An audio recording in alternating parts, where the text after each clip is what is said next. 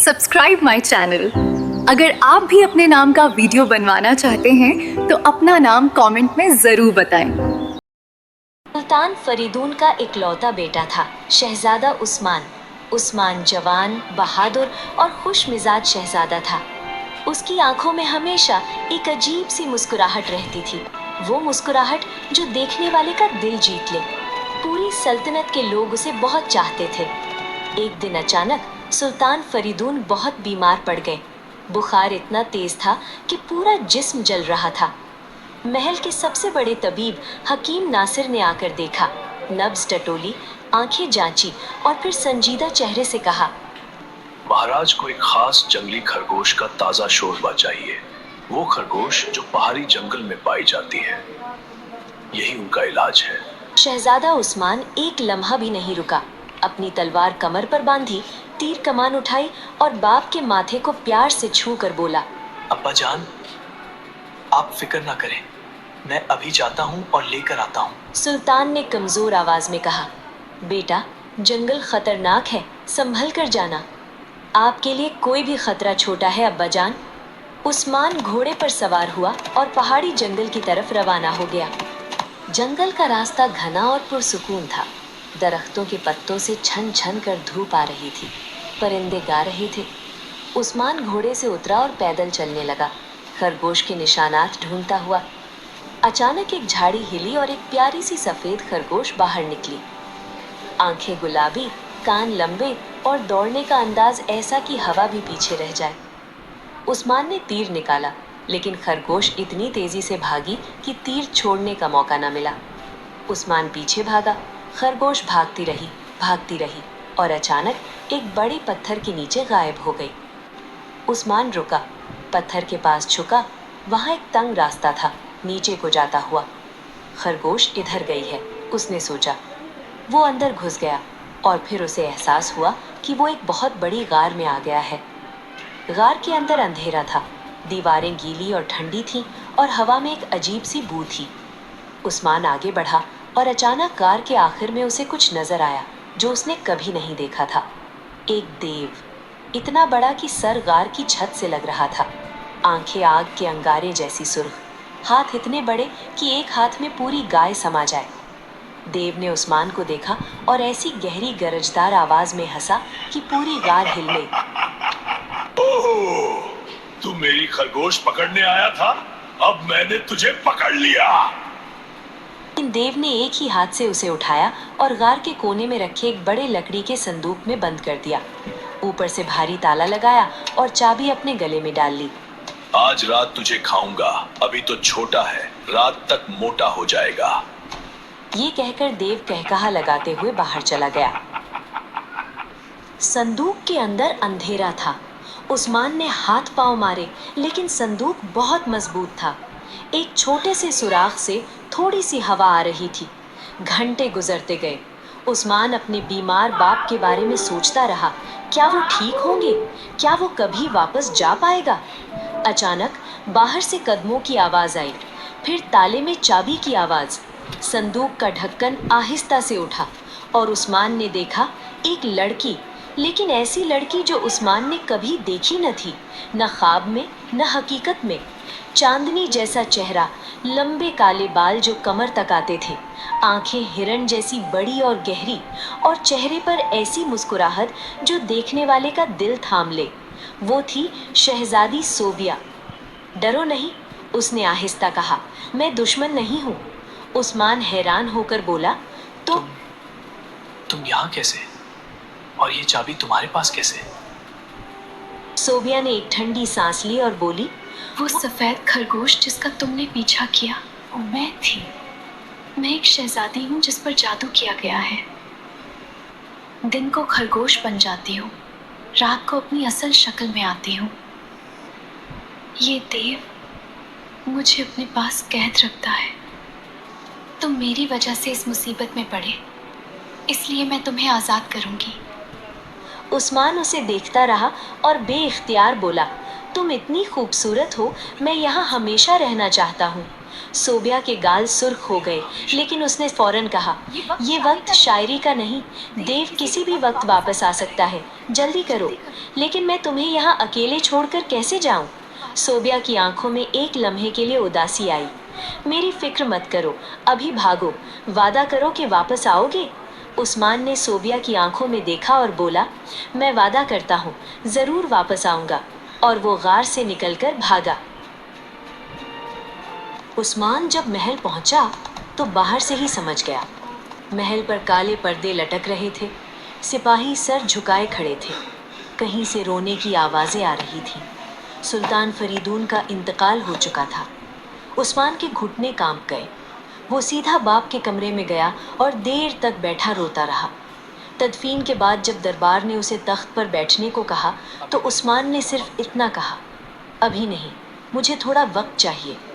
उस रात वो महल की छत पर अकेला बैठा आसमान देखता रहा। अगली सुबह उसने एक फैसला किया। वो सल्तनत नहीं चला सकता था, ना अभी, ना इस गम के साथ, और सूबिया को भी अकेला नहीं छोड़ सकता था। उसने अपने वजीर को बुलाया और कहा, मैं कुछ अरसे के लिए जा रहा हूँ, सल्तनत तुम्हारे सुपुर्द है, जब वापस आऊँगा सब संभाल लूँगा। वजीर ने रोकना चाहा, लेकिन उस्मान का फैसला पक्का था। महल से निकलते हुए उस्मान को समझ आई कि अगर उसे कोई शहजादा जाने तो हर जगह मसला होगा। दरिया के किनारे एक गरीब बूढ़ा माहीगीर बैठा था, चाचा रहीम।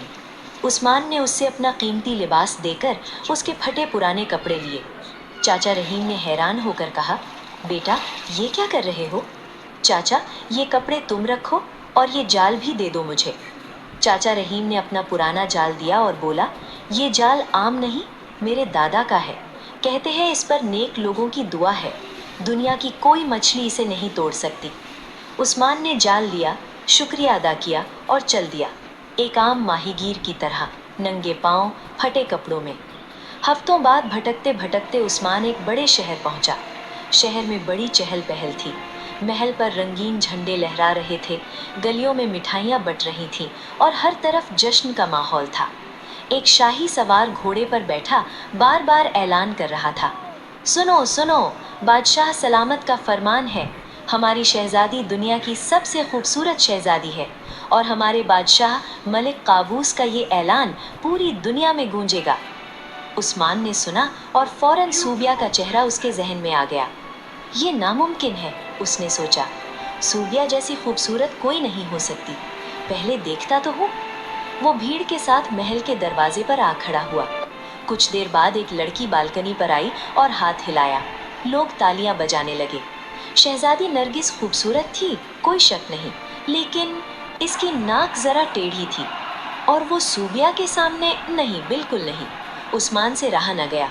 पास खड़े लोगों से बोला, भाइयों, ये खूबसूरत जरूर है, लेकिन दुनिया की सबसे खूबसूरत नहीं। मैं एक ऐसी शहजादी को जानता हूँ जो इससे कहीं ज्यादा खूबसूरत है।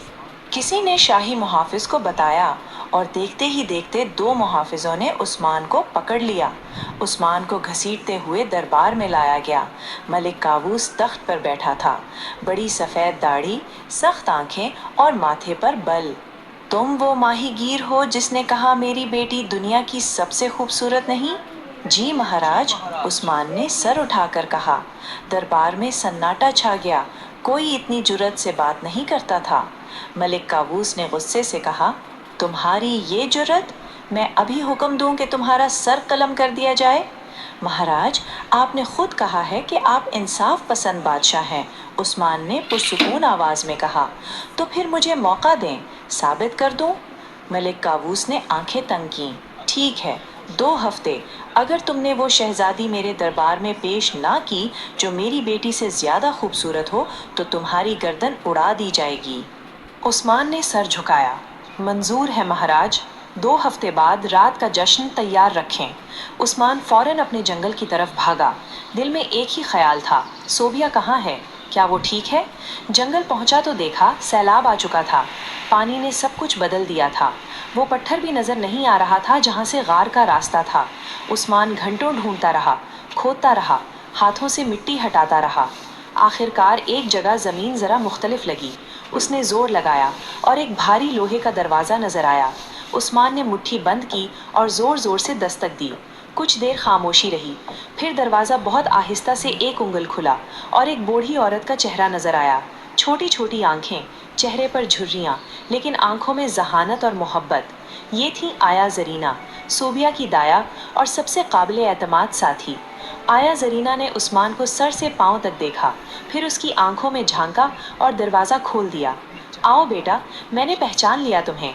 शहजादी ने कहा था कि तुम्हारी आंखों में एक खास मुस्कुराहट है, वो मुस्कुराहट जो फटे कपड़ों से नहीं छिपती। अंदर पहुंचकर आया जरीना ने सारी दास्तान सुनाई। बेटा, जब देव वापस आया और उसे पता चला कि तुम भाग गए तो उसका गुस्सा देखने वाला था। उसने चीख चीख कर गार की दीवारें हिला दी। फिर उसने शहजादी को उठाया और उसी संदूक में बंद कर दिया जिसमें तुम थे। सिर्फ गार के गिर्द एक सैलाबी दरिया बहा देता है और उस दरिया में एक ऐसी खौफनाक मछली छोड़ दी है जो हर आने जाने वाले को निगल जाए। उस्मान का दिल भारी हो गया और बोला, आया जरीना, अभी देव बाहर है? हाँ, अभी घंटा भर का वक्त है। तो सुनो, तुम और शहजादी संदूक के अंदर बैठ जाओ। लकड़ी का संदूक पानी पर तैरेगा। मैं दरवाजा खोलकर पानी में कूदूंगा और उस मछली को अपने जाल से पकड़ूंगा। आया जरीना ने फिक्र से कहा, लेकिन बेटा, वो मछली बहुत बड़ी है, तुम्हें निगल जाएगी। उस्मान ने जाल दिखाया। आया जरीना संदूक के पास गई और उसे खटखटाया। अंदर से हल्की सी आवाज आई, शहजादी, वो शहजादा आ गया है जिसने वादा किया था। संदूक के अंदर से एक लम्हे के लिए खामोशी रही और फिर सुबिया की आवाज आई, कमजोर लेकिन पुरुमीद, मुझे पता था कि वो आएगा। आया जरीना संदूक में बैठ गई। उस्मान ने गहरी सांस ली, जाल मजबूती से पकड़ा और दरवाजा खोल दिया। पानी सैलाब की तरह अंदर आया और पानी के साथ आई वो खौफनाक मछली जितनी एक कश्ती हो। मछली ने मुंह खोला, दांत तलवार जैसे तेज, आंखें सुर्ख। उस्मान ने पानी में छलांग लगाई और पूरी ताकत से जाल फेंका। जाल मछली पर पड़ा। मछली ने झटके मारे, पानी में लहरें उठी। उस्मान को इधर उधर धकेला, लेकिन जाल नहीं टूटा। उस्मान ने मछली को जाल में लपेटा और तैरते तैरते किनारे पर आ गया। मछली को मारा, फिर उसके चमकते छिलके उतारे और जेब में डाल लिए। संदूक भी तैरता हुआ किनारे आ गया। उस्मान ने ढक्कन खोला, आया जरीना बाहर निकली और फिर सोबिया। पहले एक हाथ बाहर आया, फिर वो खुद, कमजोर, थकी हुई, बालों में गर्द, लेकिन फिर भी इतनी खूबसूरत कि उस्मान भूल गया कि वो कहाँ है और क्यों आया है। सोबिया ने बाहर आकर आसमान को देखा, आंखें बंद की, गहरी सांस ली और फिर उस्मान की तरफ देखकर बोली, तुमने वादा निभाया। तीनों ने मलिक काबूस की बादशाहत की तरफ सफर शुरू किया। रास्ते में उस्मान ने सोबिया को अपनी सारी दास्तान सुनाई, बाप का इंतकाल, माहीगीर का भेस, मलिक काबूस की धमकी, सब कुछ। वो बादशाहत की सरहद पर पहुंचे तो रात हो चुकी थी। महल के चारों तरफ मशलें जल रही थीं। मलिक काबूस की फौज सफ़ें बांधे खड़ी थी। दरबार में अमीर, वजीर और दरबानी सब जमा थे। सब सोच रहे थे वो गरीब माहीगीर क्या लाएगा। उस्मान ने सोबिया से कहा, अभी बाहर मत आना। उस्मान दरबार में दाखिल हुआ, साथ आया जरीना थी। दरबार में हंसी की लहर दौड़ गई। देखो माहीगीर क्या लाया, एक बुढ़िया और एक संदूक। मलिक काबूस ने ठंडी आवाज में कहा, सिपाहियों, इसको पकड़ो। सिपाही आगे बढ़े। महाराज, बस एक लम्हा, उस्मान ने जोर से कहा। मलिक काबूस ने हाथ से रोका। उस्मान ने जेब में हाथ डाला और मुट्ठी भर चांदी के छिलके निकालकर हवा में उड़ाए। पूरा दरबार चांदी की रोशनी से भर गया, जैसे 1000 चांद एक साथ निकल आए हों। लोगों ने आंखें मिचमिचाई। फिर उस्मान ने सोने के छिलके निकाले। सुनहरी रोशनी ने दरबार को जन्नत का टुकड़ा बना दिया। फिर आखिर में जवाहरात के छिलके, हीरों, याकूतों और जमर्रदों की रोशनी ने सबकी आंखें बंद कर दी। हर तरफ बस रोशनी थी, चमक थी, खुशबू थी। और जब रोशनी आहिस्ता आहिस्ता कम हुई, संदूक खुला। आया जरीना एक तरफ हटी और शहजादी सोबिया बाहर निकली। सफेद लिबास में, बालों में सितारों जैसी चमक, आंखों में गहरी समुद्री गहराई। पूरा दरबार एक लम्हे के लिए साकित हो गया। मलिक काबूस ने पहले नीचे देखा, फिर आहिस्ता आहिस्ता ऊपर नजर उठाई।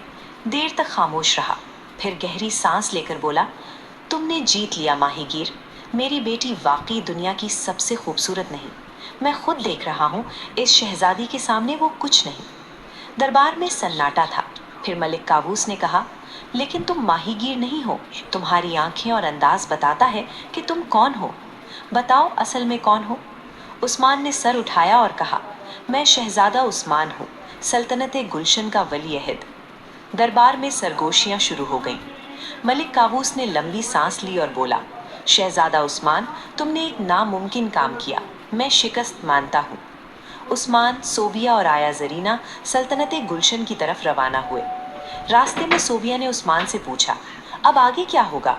عثمان نے مسکرا کر کہا، پہلے میں اپنی سلطنت سنبھالوں گا اور پھر تم سے پوچھوں گا کہ کیا تم میرے ساتھ رہنا پسند کرو گی؟ Nestle Mangro, #1 brand recommended by pediatricians worldwide. گارنیکالر نیچرلز، جب انگریڈینٹس ہو نیچرل تو ڈیمیج کا ڈر کیسا؟ صحت مند بال مطلب ڈکالا۔ ایک دفعہ کا ذکر ہے، دور